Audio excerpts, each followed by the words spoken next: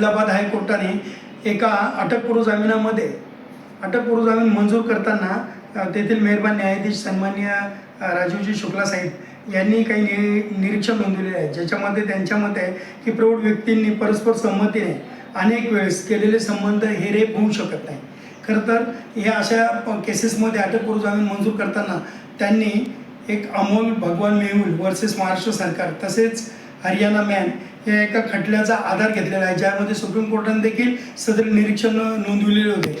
परंतु खऱ्या अर्थाने जर आपण बघितलं असेल तर याचा एक चांगला देखील इम्पॅक्ट ह्या समाजमानावर होणार आहे. कारण काही वेळेस असं घडतं की अनेकदा स्त्री आणि पुरुषांमध्ये गेले अनेक वर्ष संबंध कंटिन्युअसली असतात आणि एकमेकाच्या परस्पर संमतीने असतात, परंतु अनेक वेळेस काय होते की एखाद्या महिलेच्या नंतर डिमांड वाढत चालतात आणि किंवा एखाद्या व्यक्तीची डिमांड्स वाढतात, नंतर मग ते पुन्हा त्याचे एक्स्टॉर्शन ब्लॅकमेल असे काही प्रकार घडतात आणि संबंधित याच्यावर आरोप केले जातात आणि त्या व्यक्तीला 376 सारख्या रेप केसेसमध्ये अडकवले जातात.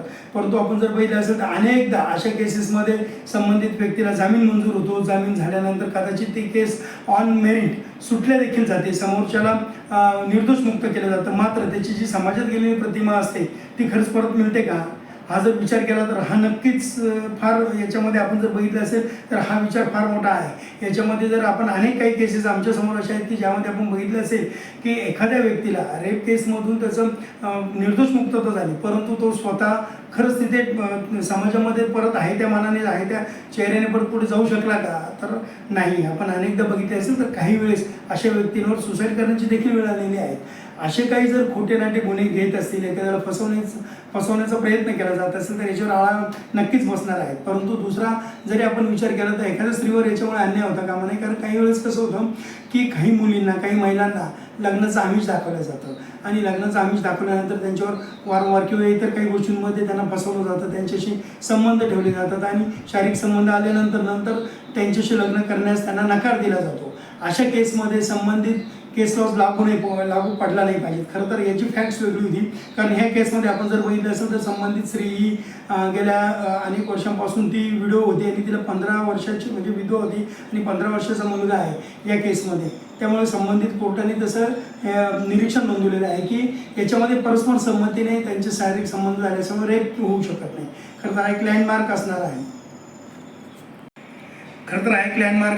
आणि याचा एक समाजमानावर एक चांगला परिणाम देखील होणार आहे.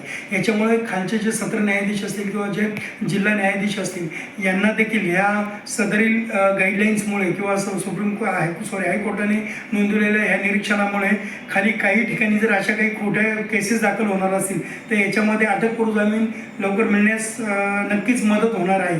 आणि यामुळे ज्या काही लोकांचं भविष्य बरबाद होणार असेल, बदनामी होणार असेल तर त्यापासून नक्कीच त्यांना याचा फायदा देखील मिळणार आहे. त्यामुळे हा एक लँडमार्क असून हा नक्कीच समाज उपयोगावर एक चांगल्या प्रकारे त्याचं मत जाणार आहे आणि एक चांगल्या प्रकारे त्याची एक प्रतिमा तयार होणार आहे.